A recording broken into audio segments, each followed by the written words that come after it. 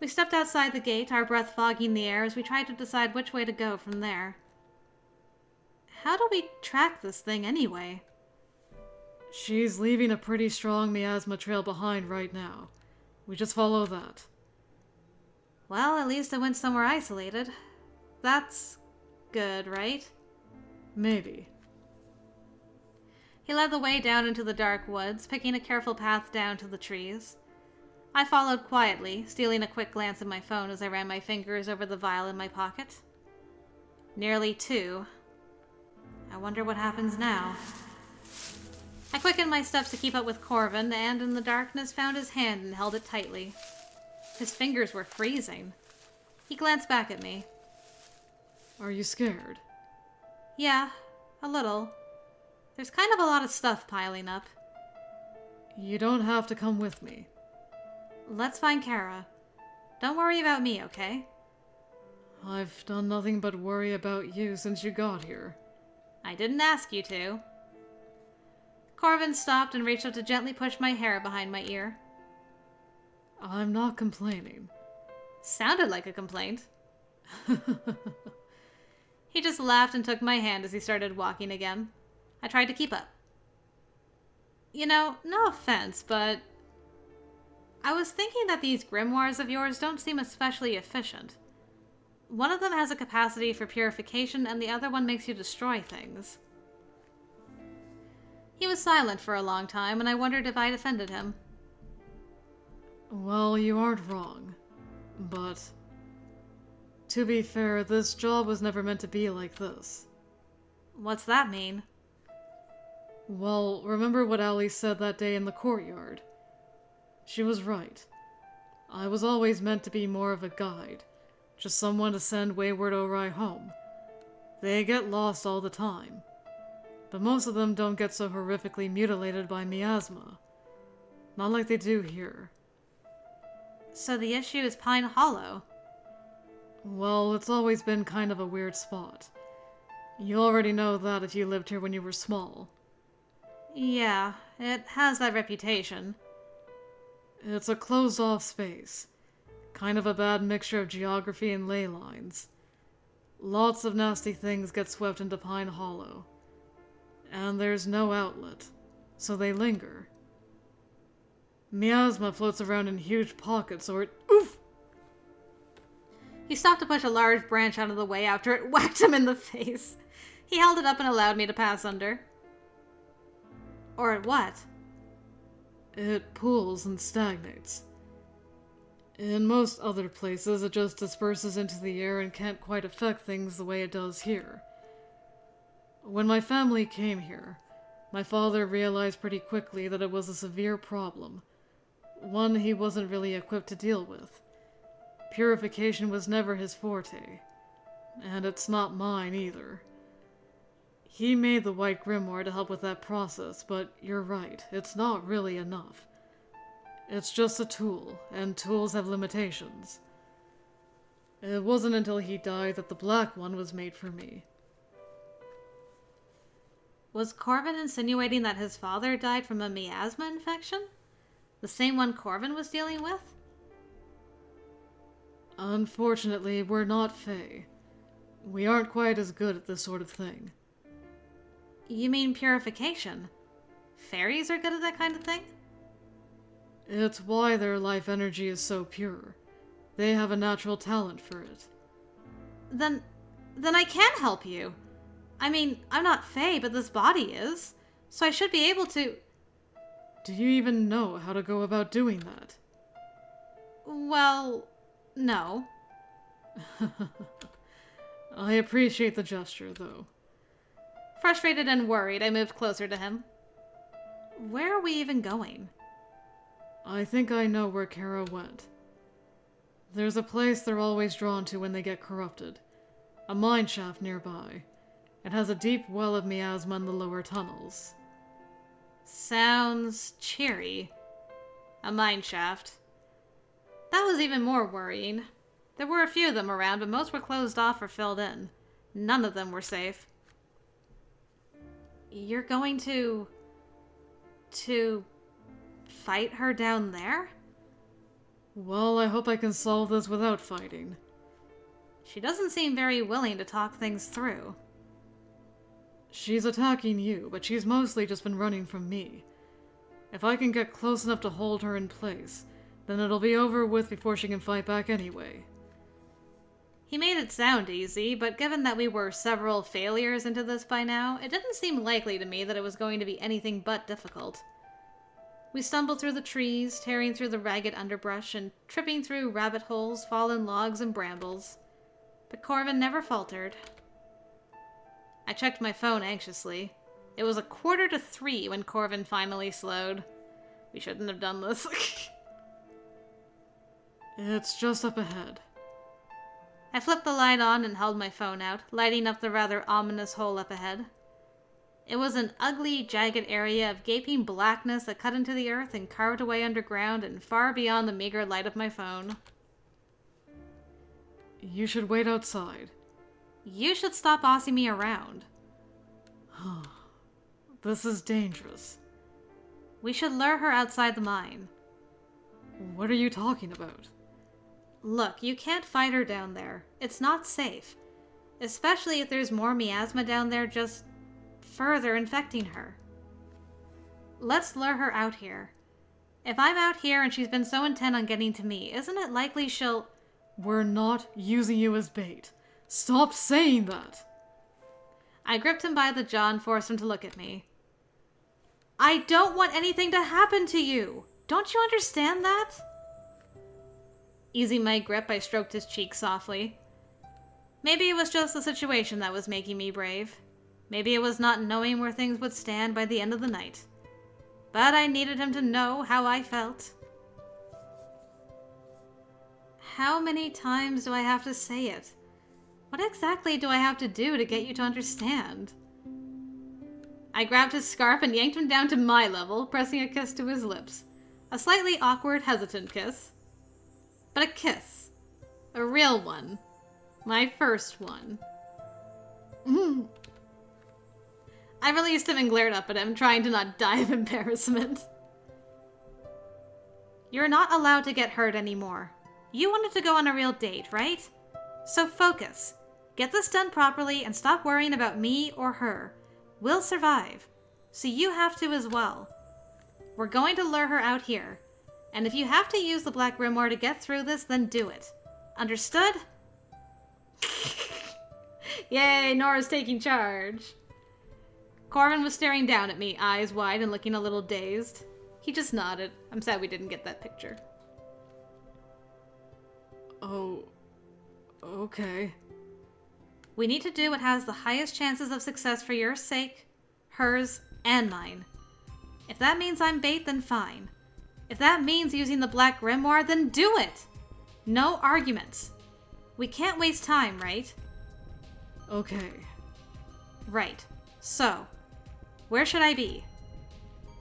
I think she won't come out unless I back off a bit. So you should go a little closer to the opening. When she starts to come out, back away to draw her further out.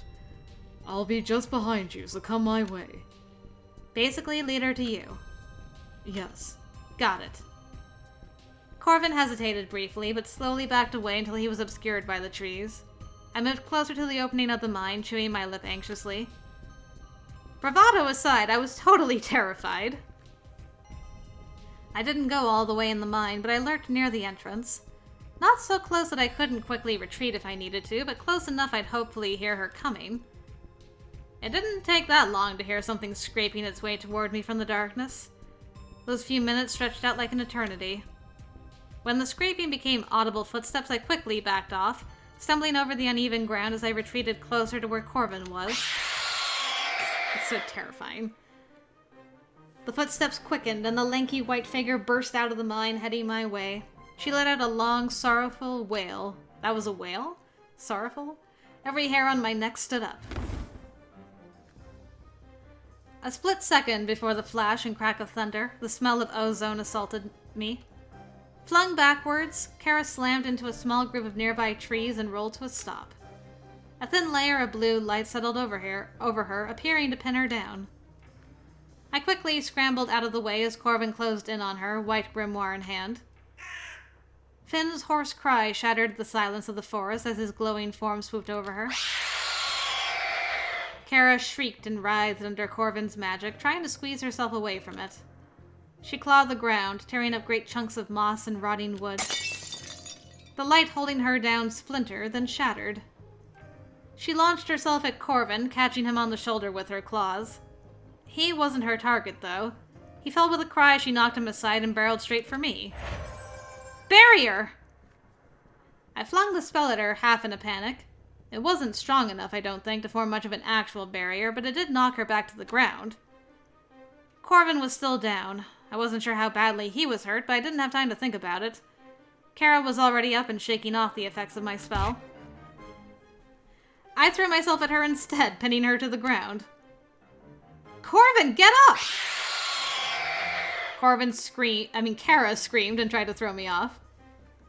She was strong, but I clung to her, even as her claws raked down my arm. I was just glad my leather jacket offered at least some protection. I held on tight, ignoring her shrieks. Kara! We're just trying to help you! Please, just... Everything faded to white, and reality was gone. Something was pouring into me, like I was a vessel being filled with something dirty, muddy. Are we doing the fairy thing? I felt nauseous, and in my mouth was the taste of dirt and oil. Are those voices? I could hear them bouncing around my head. It was familiar. I recognized this. It was me and Allie and Kara. We were laughing, the three of us. We used to always laugh so much when we were together. It was the day after my art was on display in the public library because it had won the contest at school. We'd gone to see it. It had nothing to do with the piano concert, did it? Your parents looked really happy. Yeah, Mom said she was proud. You're so lucky. So many images flashed in front of me.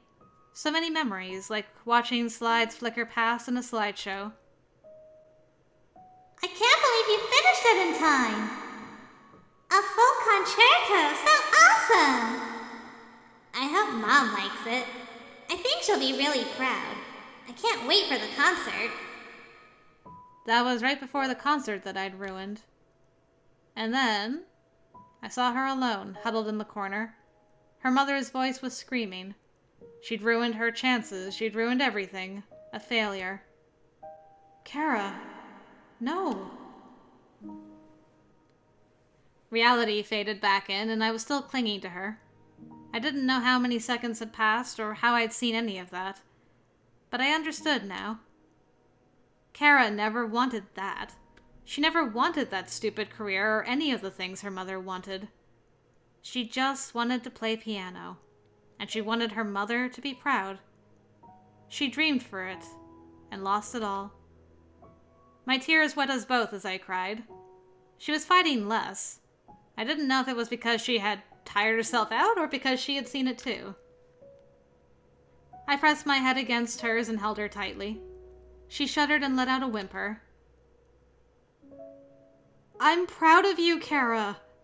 I've always been proud of you. Allie's proud of you.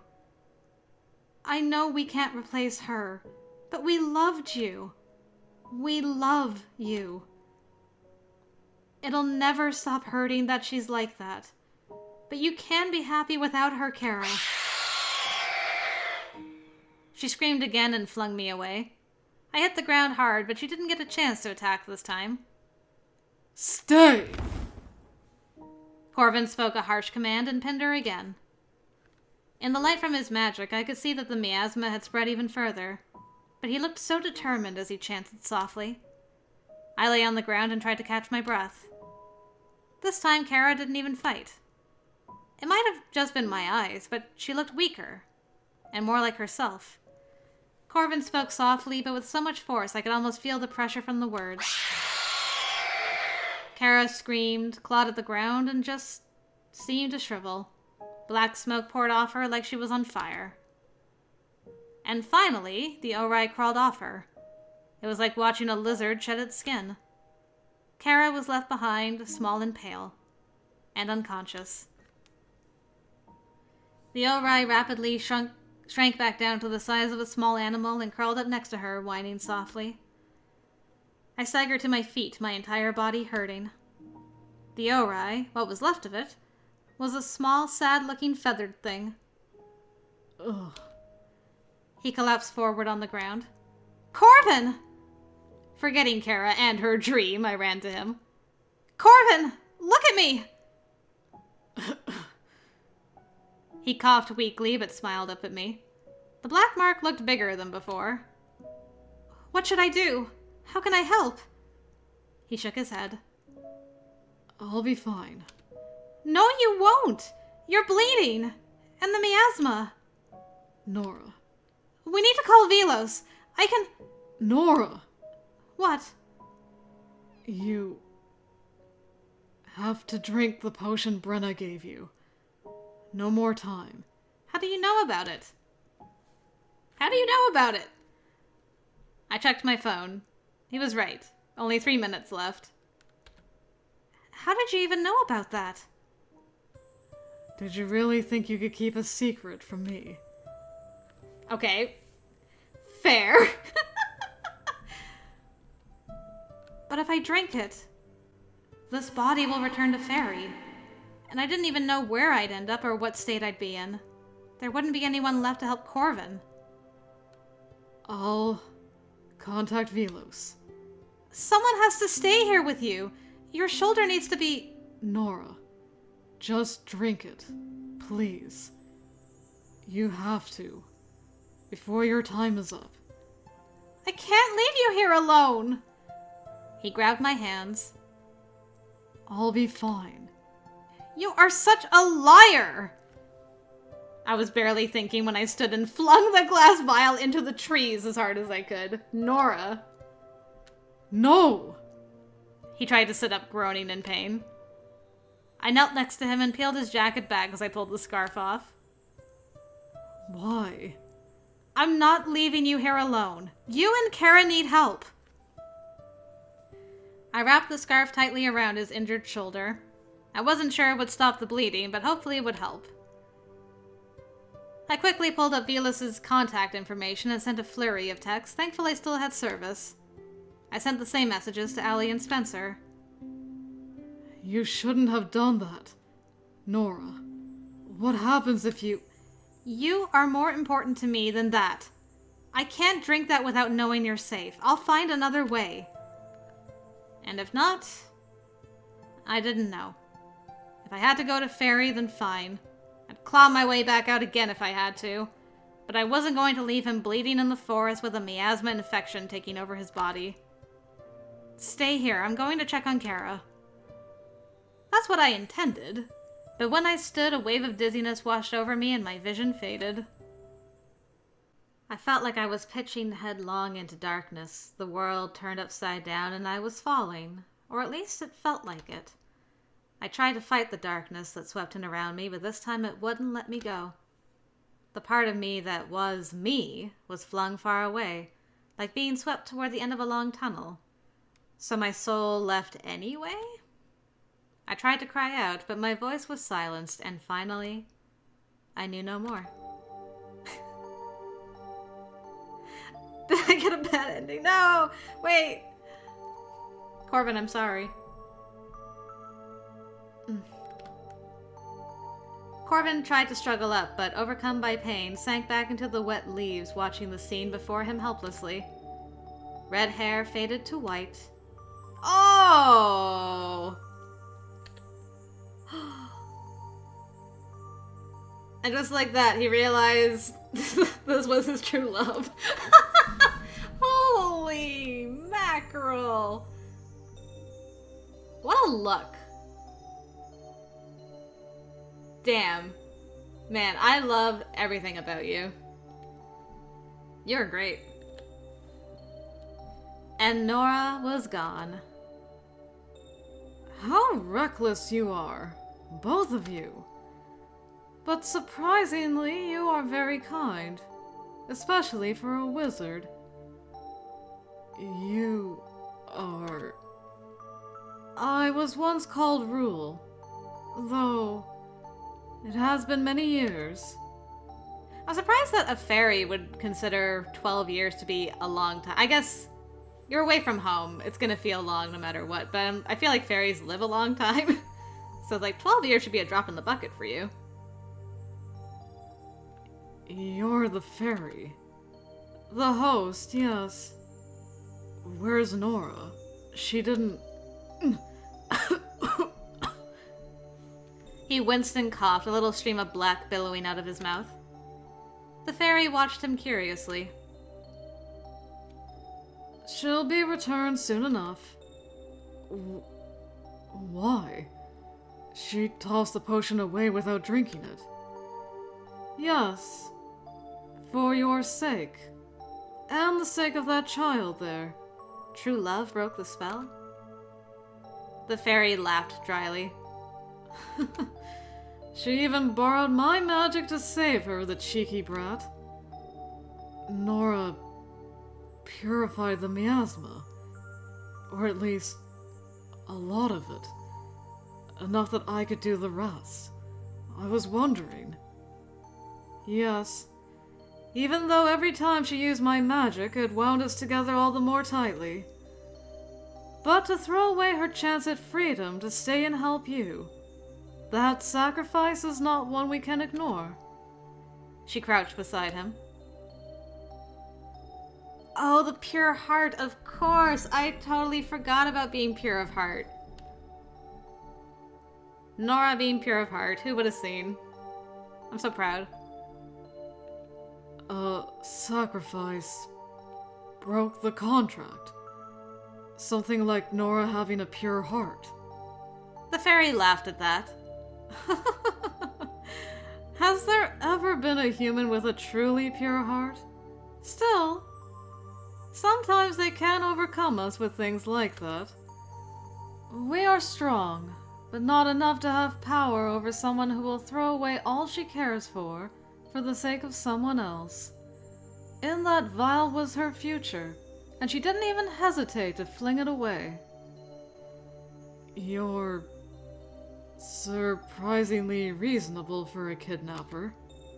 She narrowed her eyes slightly as she studied him. So, pillar of the human world, you're dying. Oh. Yeah, looks like it. The miasma has set in and is destroying you from the inside. Oh. Yeah. And she purified you. She set a hand on the center of his chest. The gold light enveloped the deep gash on his shoulder, then his entire body. Why are you helping me? He looked down at the healed injury with shock. You purified the miasma as well. But why? Purifying this level of miasma is nothing for me. Your skills are simply lacking. Corvin grimaced, but the pain had eased significantly. The black tendrils that had been spreading over his face receded. But why? You are foolish, little pillar. As are you all. So angry and terrible. So stupid. And so very kind sometimes. She brushed his pale curls away from his eyes before she stood and turned away. We also can be kind, you know. I'd be a monster if I could live all this time with that child and remain unmoved by her tears. Rule stopped and looked at him seriously, her icy eyes shining in the dark. I am sorry for what you will find when you return to her. Well, that's ominous as heck. I was wondering if she helped because, you know, their souls were beginning to fuse. Is it possible she also inherited some of Nora's feelings towards him? And so she couldn't let him die because of that? For, someone who kept trying to take me to the woods to get killed. I mean, not that she was trying to get her killed. She just wanted to get her life back. Alright, Rule. You keep being awesome, you. You look great. I'm probably gonna hate you in some bad ends, but for right now, you're in my good books. Her body faded from sight before he could ask what that meant, and Corvin saw a small wisp of moonlight flow into the trees and vanish. Corvin staggered to his feet and went to check on Kara. He had to get her back home. He would just drop her off at the club room for Velos to deal with, and then he'd go find Nora. It was sometime later when Corvin stepped out of the closet, glass crunching under his boots as he went to see if anyone else was home. The closet? The house really was a mess. They'd have to work hard to fix it up before Nora's parents returned. The moment Corvin stepped into the hall, he could hear voices downstairs. He rushed down to the kitchen, boots thundering down the stairs two at a time.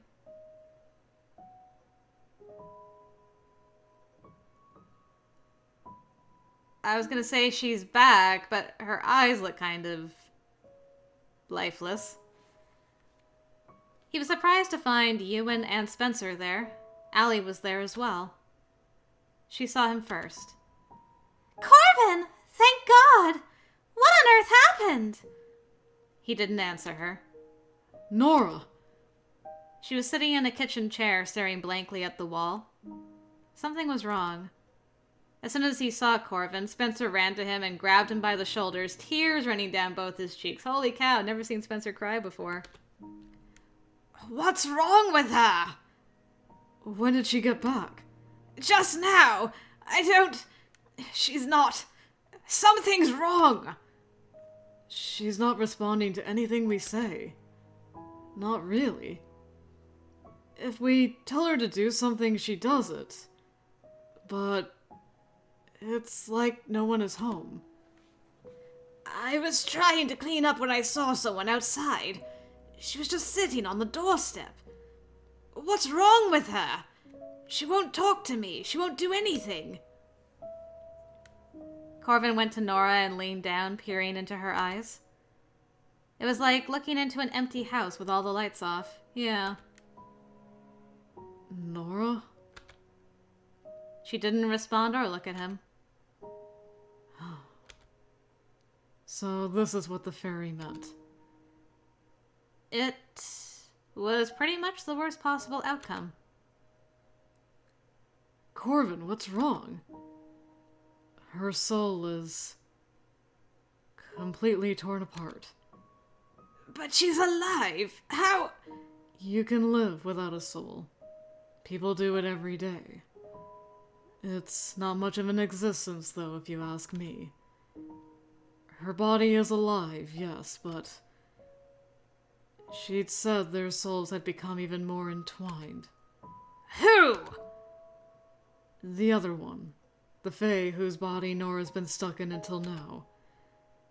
They returned the body, but without a soul, it's just a shell. It's not Nora.